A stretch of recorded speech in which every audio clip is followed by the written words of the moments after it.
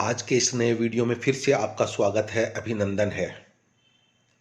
पिछले वीडियो में हम लोगों ने हमारे रेगिस्तान की वेजिटेशन के बारे में अध्ययन किया था और यहाँ पर जो भी प्लांट्स पाए जाते हैं, यहाँ के वातावरण के अकॉर्डिंग अगर उनको सरवाइव करना है तो अपने अंदर उनको एडेप्टेशंस डेवलप करने पड़ेंगे।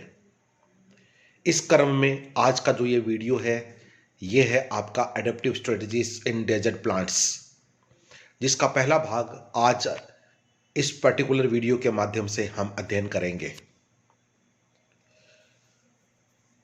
जो प्लांट जिस वातावरण में रहता है, वातावरण की बात हमें बार बार क्यों करनी पड़ती है? क्योंकि हम लोग रेगिस्तान में रहते हैं और रेगिस्तान में रहने के कारण जो भी वातावरणीय परिस्थितियां हैं, वे सब की सब बहुत ही प्रतिकूल होती है और प्रतिकूल होने के कारण से जो प्लांट्स यहां पाए जा रहे हैं, उन्हीं के अनुकूल अपने अंदर स्ट्रेटजीज या अनुकूलन विकसित करने पड़ते हैं, जिसके सहारे वो यहां पर सरवाइव कर सकते हैं। जो प्लांट अपने अंदर एडेप्टेशंस डेवलप नहीं कर पाते हैं, उनको यहां से रवाना होना पड़ता है। कहने का मतलब ये हुआ, बरसात के अंदर ही उनको अपने जीवन चक्र कंप्लीट करना पड़ता है और कंप्लीट करने के पश्चात भी उनको एडेप्टेशन शो करना पड़ता है कि वो अपने सीड छोड़कर जाते हैं निशानी के तौर पे, ताकि अगले साल जब वापस से बरसात आए, मॉनसून आए, तो वो सीड जर्मिनेट होके एक नए प्लांट में डेवलप हो सके, विकसित हो सके। तो आज का जो टॉपिक है हमारा, adaptive strategies in desert plants. रेगिस्तान के बारे में हम बहुत अच्छे से परिचित हैं, क्योंकि हम रेगिस्तान में रह रहे हैं। जो लोग रेगिस्तान में नहीं रहते हैं, उनके लिए यहाँ की जो कंडीशंस हैं वो विपरीत हो सकती है, अनजाने हो सकते हैं। यहाँ के बारे में कोई भी नॉलेज उन लोगों को नहीं हो सकता है, क्योंकि वो केवल किताबी ज्ञान रखते हैं। हम लोग चूंकि रेगिस्तान में रहते हैं, इसलिए यहाँ की हर परिस्थिति के बारे में हम लोग बहुत अच्छी तरह से परिचित हैं। एक व्यू आपको दिखाया गया है, जहां पर सैंडी प्लेन्स के माध्यम से आप ये पिक्चर देख रहे हो। बीच बीच में कुछ उभार लिए हुए स्ट्रक्चर जरूर आपको दिखाई दे रही है, लेकिन कोई वेजिटेशन है वो यहां पर नहीं दिखाई दे रही है। यही सबसे बड़ी बात है।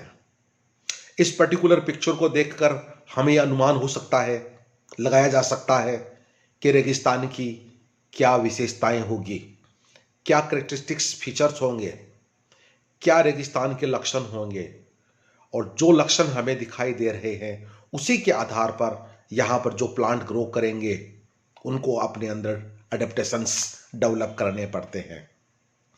ये दूसरा व्यू आप देख रहे हो, सैंड ड्यून्स, सैंडी प्लेन्स के जो व्यू है, बहुत ही सुंदर,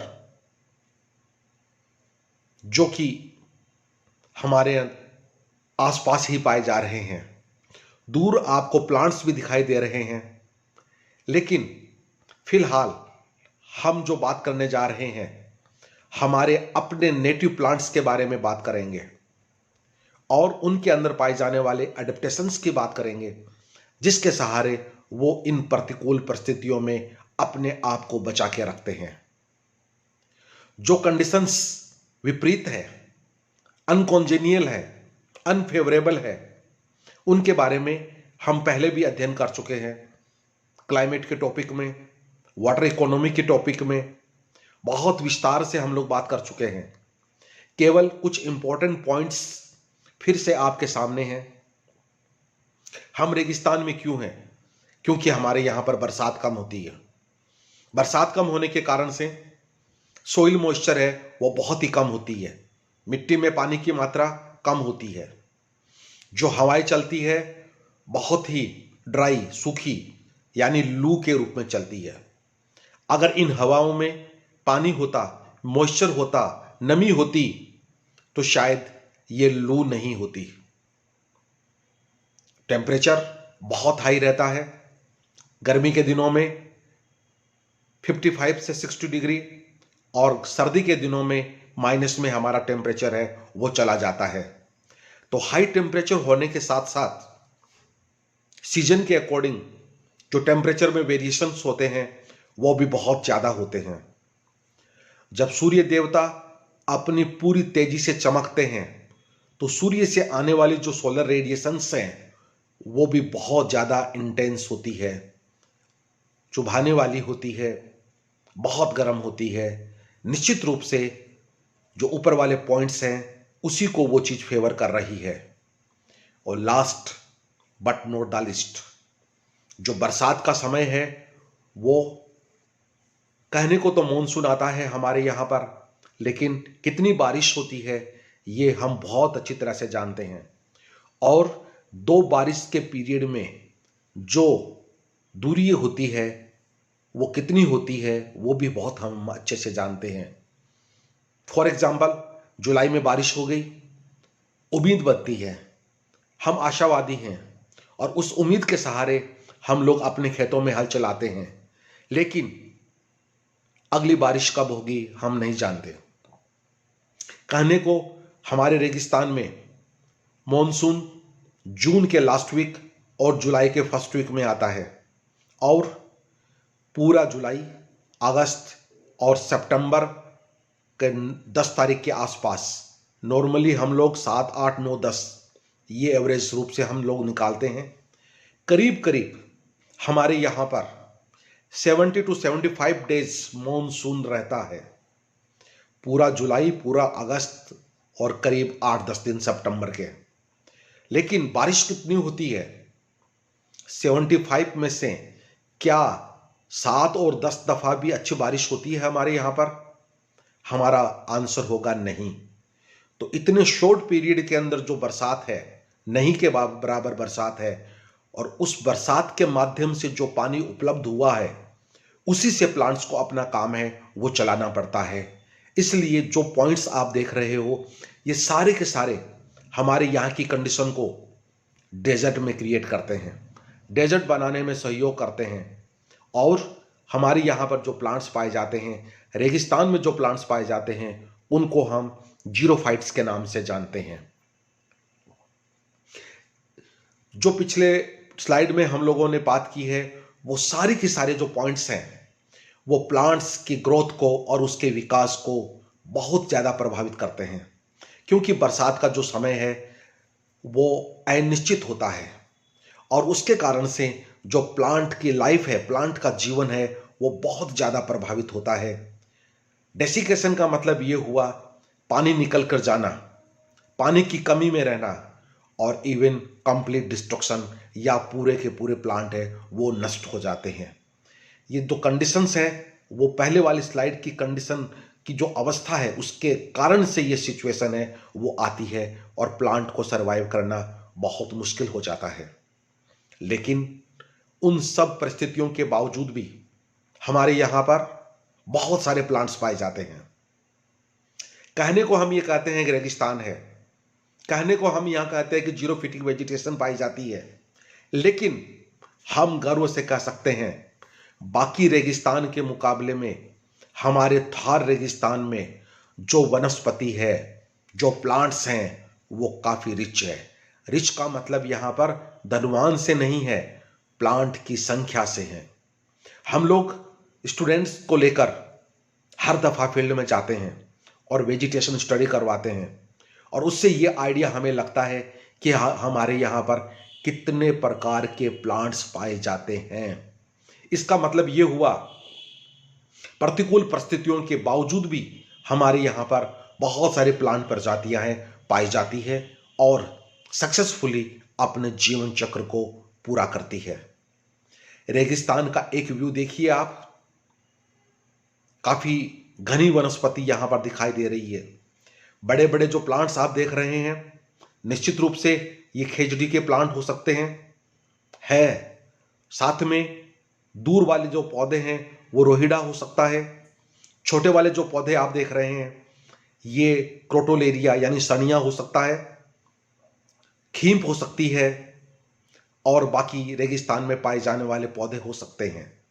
तो बरसात के समय और बरसात के बाद का अगर हम एक व्यू देखें तो इस तरह का व्यू है वो हमें दिखाई देता है।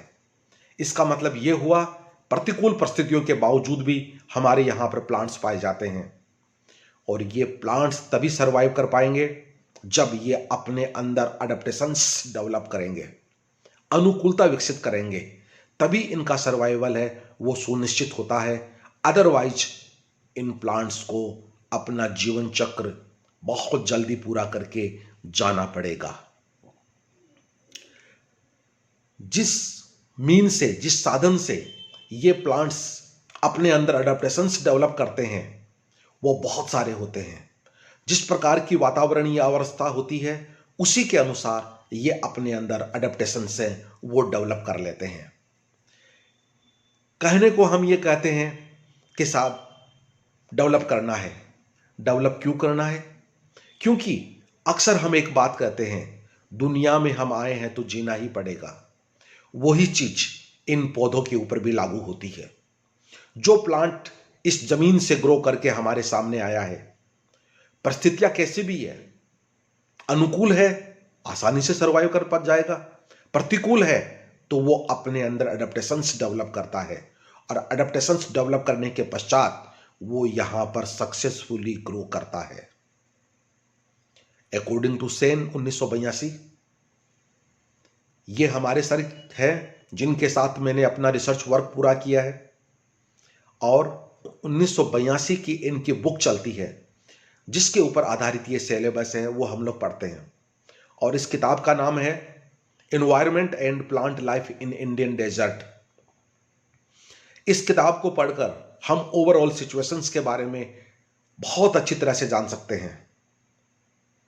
प्रिय विद्यार्थियों, ये जो सेंटेंस आपको कहा गया है, जो बदली हुई परिस्थितियां है, जो बदली हुई परिस्थितियां उस पर्टिकुलर प्लांट को के ऊपर अटैक करेगी, उस चीज को मद्देनजर रखते हुए पूरा का पूरा प्लांट या उसके अलग अलग ऑर्गन्स एक यूनिट के रूप में या अलग अलग अपने को मॉडिफाइड कर लेते हैं, रूपांतरित कर लेते हैं।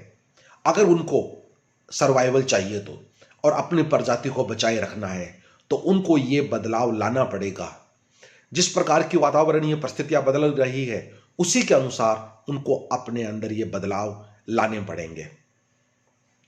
हमारे यहां पर जो प्लांट्स हैं निश्चित रूप से जीरोफाइट्स हैं, और जीरोफाइट्स को हमने अलग अलग भागों में डिवाइड किया था। विस्तृत हमने पहले वाटर इकोनॉमी के टॉपिक में अलग अलग प्लांट्स के बारे में अध्ययन कर लिया है हमने, और पौधों को हमने मुख्य रूप से 4 भागों में डिवाइड किया था। वाटर इकोनॉमी वाला टॉपिक देखिएगा, चारों की डेफिनेशन, चारों के एग्जांपल्स आपको वहां पर मिलेंगे। Drought escaping plants, drought evading plants, drought enduring plants, drought resisting plants. पहले वाली कैटेगरी जो केवल बरसात के दिनों में रहती है, एफिमेरल्स के नाम से जानते हैं, और करीब 44% जो हमारे प्लांट्स हैं वो इसी कैटेगरी को बिलोंग करते हैं, केवल बरसात के दिनों में मिलेंगे। और जो लास्ट वाली कैटेगरी है ड्राउट रेजिस्टिंग प्लांट्स, ये हमारे पेरिनियल जो परमानेंटली हमारे यहाँ पर पाए जाते हैं और यहाँ की वेजिटेशन को बनाने का काम करते हैं, और एक परमानेंट फ्रेमवर्क बनाने का काम करते हैं, जिसमें मुख्य रूप से हम लोग खेजड़ी का एग्जाम्पल लेते हैं, कैलोट्रोपिस का एग्जाम्पल लेते हैं, लेप्टोडिनिया का एग्जाम्पल लेते हैं, क्रोटोलेरिया का एग्जाम्पल लेते हैं, बेलेनिटिस का एग्जाम्पल लेते हैं। बहुत सारे प्लांट्स हमारे यहाँ पर पाए जाते हैं। और जो ड्राउट रेजिस्टिंग प्लांट्स हैं उनको हम 2 कैटेगरी में डिवाइड करते हैं, सुकुलेंट्स एंड नॉन सुकुलेंट्स।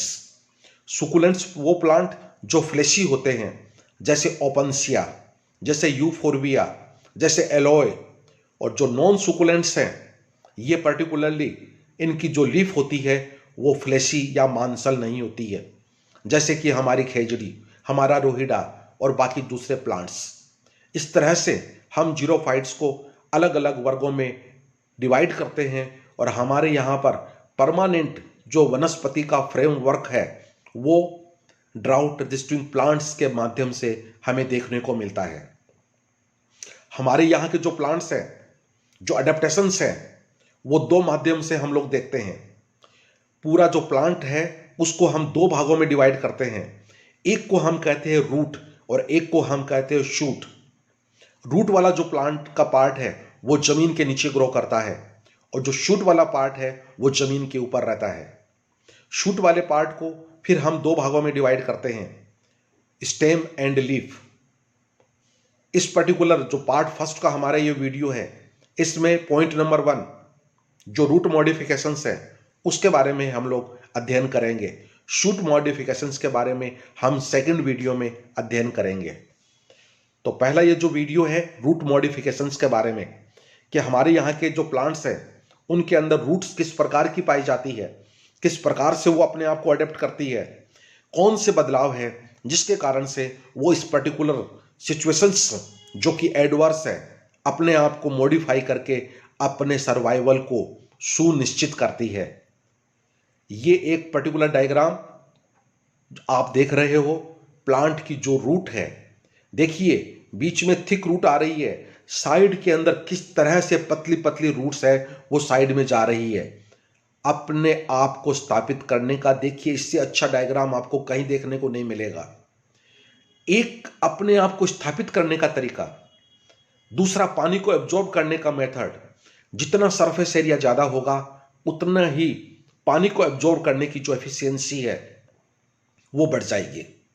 अपने आप को स्थापित और दूसरा पानी की एफिशिएंसी, एब्जॉर्प्शन की जो एफिशिएंसी है उसको बढ़ाने का ये तरीका है। तो एक डायग्राम के माध्यम से, एक फोटो के माध्यम से आप इसको देख रहे हो। प्रिय विद्यार्थियों, जो रूट है वो ड्राउट रेजिस्टेंस के प्रति अपने आप को किस प्रकार से प्रदर्शित करती है, क्योंकि प्लांट का जो मेन पार्ट है वो रूट है, क्योंकि वो रूट ही होती है जो प्लांट को उस पर्टिकुलर सिचुएशन में स्थापित करने का काम करती है और पानी एब्जॉर्प्शन का काम करती है और आसपास की जो मिट्टी है उसको बांध के रखने का काम करती है, मिट्टी की फर्टिलिटी को बढ़ाने का काम करती है। किस प्रकार से देखिए एक रूट है वो प्लांट के लिए कितनी महत्वपूर्ण है, क्योंकि प्लांट के लिए जो पानी की उपलब्धता है, जो मिनरल्स की उपलब्धता है, वो रूट के माध्यम से ही पॉसिबल हो पाती है। शूट वाला पार्ट है वो जमीन के बाहर है, रूट पानी के साथ मिनरल्स को एब्जॉर्ब करके पूरे प्लांट में पहुंचाने का काम करती है। और जब स्टेम के बाद जब वो लीफ में जाता है तो निश्चित रूप से वो जो फोटोसिंथेसिस की प्रक्रिया है उसके माध्यम से भोजन का निर्माण होता है, जो कि पूरे प्लांट के लिए जरूरी है और हम सब के लिए जरूरी है। फोटोसिंथेसिस अलग पेपर में पढ़ने को मिलेगा। बिमाया और कॉल ने अपनी स्टडी में यह पाया कि Acacia senegal, Albizia lebbeck, Prosopis cineraria, Acacia senegal को हम बबूल के नाम से जानते हैं, अल्बिजिया लेपेक को हम सीरस या श्रेष्ठ के नाम से जानते हैं, परप्यूरिया प्रोसोपिस सिनेरेरिया को हम लोग खेजड़ी के नाम से जानते हैं जो कि हमारा स्टेट ट्री है, और टेफ्रोसिया परप्यूरिया जिसको हम बांसा के नाम से जानते हैं हमारे खेतों में बहुत पाया जाता है। और उसके बारे में बिमाया एंड कॉल ने यह ऑब्जर्व किया कि जिस प्रकार से वातावरणीय कंडीशंस बदलती है और मिट्टी का प्रकार बदलता है, उसी के अनुसार इन पौधों की जो रूट्स की मॉर्फोलॉजी है वो भी अपने आप को बदल लेती है। देखिए कितना महत्वपूर्ण पॉइंट है, जिस प्रकार से कंडीशन बदली, मिट्टी का प्रकार बदला, उसी के अनुसार ये अपने अंदर बदलाव ले आते हैं। और यही इनका सबसे बड़ा अडेप्टेशन है, वो है जिसके कारण से ये प्लांट्स सक्सेसफुली हमारे यहाँ पर पेरिनियल प्लांट्स के रूप में पाए जाते हैं। एक प्लांट का व्यू हमारे लिए बहुत कॉमन, हमारा राज्य वृक्ष स्टेट ट्री प्रोसोपिस सिनेरेरिया बहुत देखा है हम लोगों ने, और हमारे कंडीशंस के अकॉर्डिंग सबसे ज्यादा अडेप्टेड प्लांट है ये। और प्रिय विद्यार्थियों, इस पर्टिकुलर प्लांट का कोई भी भाग है वो बेकार वाला शब्द इस पर लागू नहीं होता है। क्यों नहीं होता है? इसकी जो रूट है वो जमीन में गहराई तक चले जाती है, आसपास के मिट्टी को बांध कर रखती है। स्टेम निश्चित रूप से जलाने के काम भी आता है, छोटे फर्नीचर बनाने के काम आता है। इसकी जो लीफ है वो जानवरों को लूंग के रूप में हम खिलाते हैं, फोडर के रूप में काम में आती है क्योंकि न्यूट्रिशियस वैल्यू होती है। और जब इनकी लूंग या लीफ टूटकर जमीन पे गिरती है तो मिट्टी की फर्टिलिटी को बढ़ाने का काम करती है। और इस पर्टिकुलर प्लांट के जो फ्रूट्स हैं, जिनको हम सांगरी के नाम से जानते हैं, बहुत अच्छी वेजिटेबल के रूप में हमारे इस एरिया में इसको यूज करते हैं। सांगरी के नाम से सभी परिचित होंगे। एक दूसरा पर्टिकुलर प्लांट जो ओपन एरिया में ग्रो कर रहा है और उसी प्रजाति का एक दूसरा प्लांट अगर इस पर्टिकुलर प्लांट के नीचे ग्रो कर रहा है तो उस प्लांट की हाइट बहुत ज़्यादा बढ़ेगी, क्योंकि ये उस प्लांट को भी फेवर करता है। कहने का मतलब ये हुआ, प्रत्येक पार्ट बहुत उपयोगी है और दो दूसरे प्लांट जो इसके आसपास पाए जाते हैं उनको भी ये ग्रो करने में उनकी फेवर करता है। हमारे यहाँ पर जो भी ग्रासेस पाई जाती है रेगिस्तान के अंदर, उनका रूट सिस्टम बहुत ही छिछला यानी शेलो रूट सिस्टम होता है। और जब बरसात के बाद सबसे पहले जो प्लांट्स हमारे यहाँ से डिसअपियर होते हैं उनमें ग्रासेस है वो सबसे पहले जाती है, क्योंकि उनका रूट सिस्टम है वो शेलो होता है, छिछला होता है या छोटा होता है। और जो ग्रासेस इस पर्टिकुलर के एग्जाम्पल है वो हम कह सकते हैं सेंक्रस है, इल्यूसिने है और दूसरे प्लांट जैसे टेप्रोसिया है। ये बाहर से देखने पर हमें बिल्कुल डेड दिखाई देने लग जाते हैं पानी की कमी के कारण से, और उनका शूट सिस्टम है वो भी ड्राई हो जाता है। लेकिन जब अगले साल मॉनसून दोबारा से आता है तो जैसे ही इनको बरसात का पानी मिलता है ये जादू की तरह स्प्राउट कर जाते हैं और एक नए प्लांट के रूप में हम लोगों के सामने आ जाते हैं। यह है इनका सबसे बड़ा अडेप्टेशन। कंडीशंस विपरीत है, अपने आप को एक तरह से डेड घोषित कर दिया है, लेकिन वो डेड नहीं होते हैं, ड्राई सिस्टम के रूप में हमारे सामने होते हैं। अंडरग्राउंड इनकी जो जड़ें हैं वो जमीन में बिल्कुल जीवित रहती है और उसी के कारण ये एक नया प्लांट फिर से हमारे सामने हो जाता है एक जादू की तरह। तभी हमने कहा कि बाहर से हमें डेड दिखाई दे रहा है लेकिन वो मैजिक जादू की तरह वापस से हो जाता है और इसको हम कहते हैं रिजरक्शन। ये एक प्लांट का व्यू है सेंक्रस का जो आपको दिखाई दे रहा है। हमारे यहाँ ब्रूड ग्रास के रूप में हम बहुत अच्छी तरह से इस प्लांट को है वो देख सकते हैं।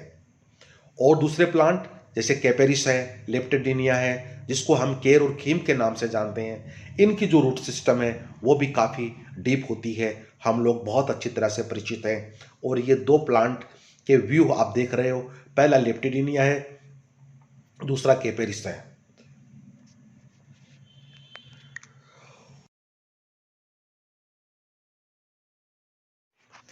कॉन्वोल्वुलस माइक्रोफिलस जिसको कि हम शंखपुष्पी के नाम से जानते हैं, हम लोग बहुत अच्छी तरह से परिचित हैं। शंखपुष्पी बाजार में मेडिकल स्टोर पे उपलब्ध होती है। ये टॉनिक के रूप में होता है और याददाश्त बढ़ाने के काम में ली जाती है। उस पर्टिकुलर टॉनिक से कितनी याददाश्त बढ़ती है वो एक अलग मैटर है, लेकिन इस पर्टिकुलर प्लांट के अंदर जो रूट होती है वो कॉइल्ड होती है, घुमावदार होती है, और घुमावदार होने के कारण से पानी को एब्जॉर्ब करने की जो एफिशिएंसी है वो काफ़ी बढ़ जाती है। सोलेनम सुरेटेंस जिसको कि हम नीली कंटीली के नाम से जानते हैं, ट्रिबुलस टेरिस्ट्रिस जिसको हम भाखड़ी के नाम से जानते हैं और या छोटा गोखरू के नाम से भी जानते हैं, जब बरसात के बाद का जो रेनलेस पीरियड होता है, मॉइस्चर कम हो जाती है और उस वक्त प्लांट को अपने आप में सर्वाइव करना बहुत मुश्किल हो जाता है। और उस पर्टिकुलर पीरियड में ये प्लांट्स मॉइस्चर को कंजर्व करके अपनी सरफेस एरिया को बढ़ा के, रूट के सरफेस एरिया को बढ़ा के सर्वाइव करने की कोशिश करते हैं, अपने आप को बचा के रखने की कोशिश करते हैं। यही इनका सबसे बड़ा एडेप्टेशन है। सोलेनम सुरेटेंस जिसको हम रिंगनी या नीली कंटीली के नाम से जानते हैं, सिट्रुलस कोलोसिंथिस जिसको हम तुम्बा के नाम से जानते हैं, इनके अंदर जो शूट ब्रांचेज होती है वो जमीन के ऊपर ट्रेलिंग रहती है, जमीन के ऊपर रेंगती हुई रहती है। जब उसके ऊपर मिट्टी आ जाती है तो उनका जो नोड वाला रीजन होता है वहां से नई जड़ें हैं वो निकल सकती है और अलग होकर वो अपने आप में सेपरेट प्लांट्स के रूप में हमारे सामने आ सकते हैं। कहने का मतलब ये हुआ कि जो शूट ब्रांचेज हैं निश्चित रूप से उसके ऊपर नोड और इंटरनोड पाए जाते हैं, और जब वो मिट्टी से कवर्ड हो जाते हैं तो नोड वाले रीजन से नई रूट्स है वो डेवलप हो सकती है, और प्लांट को स्टेब्लिश करके उस रूट के माध्यम से भी पानी का एब्जॉर्प्शन है वो हो सकता है। इसका मतलब ये हुआ एब्जॉर्प्शन करने का जो सरफेस एरिया है वो बढ़कर हमारे सामने आ गया है। ये दोनों प्लांट्स आपके सामने है।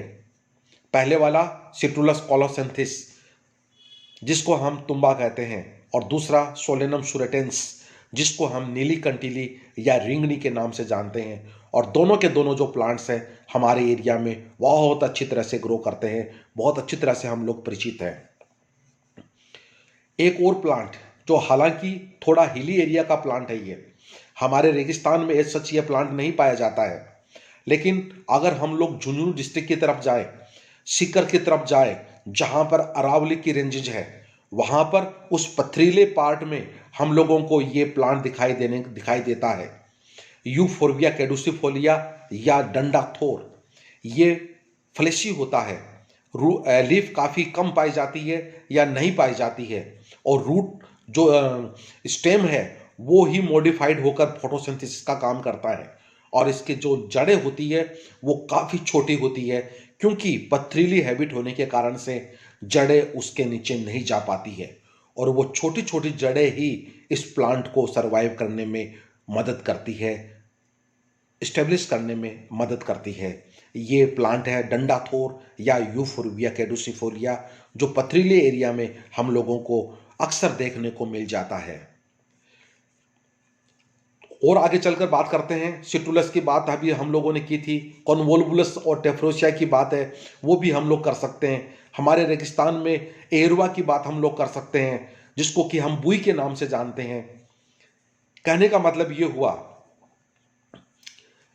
जो स्टेम जमीन पर लेटा हुआ है और वहां पर जो मिट्टी से कवर्ड हो जाता है, तो नोड के माध्यम से नई जड़ें हैं वो बनकर आ सकती है। या दूसरे शब्दों में अगर हम ये कहें, अगर ऐसा नहीं हो पा रहा है तो ऊपर से प्लांट पूरा नष्ट हो गया, लेकिन उनकी जड़ें रूट स्टॉक के रूप में जमीन के नीचे रहती है, और बरसात आने पर उनसे नया प्लांट बनकर हमारे सामने आ सकता है। ये दो एग्जाम्पल आपके सामने है, कॉन्वोल्वुलस माइक्रोफिलस जिसको शंखपुष्पी कहते हैं, और टेफ्रोसिया पर्प्यूरिया जिसको कि पांसा कहते हैं, हमारे यहाँ पर बहुत कॉमनली पाए जाते हैं। डियर स्टूडेंट्स, अडेप्टिव स्ट्रेटेजीज अपने आप में बहुत महत्वपूर्ण है। और भी बहुत से प्लांट्स हैं। दो एग्जाम्पल आपके सामने है, क्रोटोलेरिया फॉर्सिटिया। मई और जून में इनकी ग्रोथ बिल्कुल से खत्म हो जाती है, नहीं के बराबर होती है।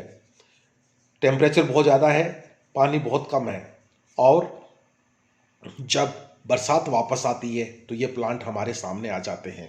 ये क्रोटोलेरिया भूरिया है। बहुत बहुत धन्यवाद। इस टॉपिक को आगे हम कंटिन्यू रखेंगे। Thank you.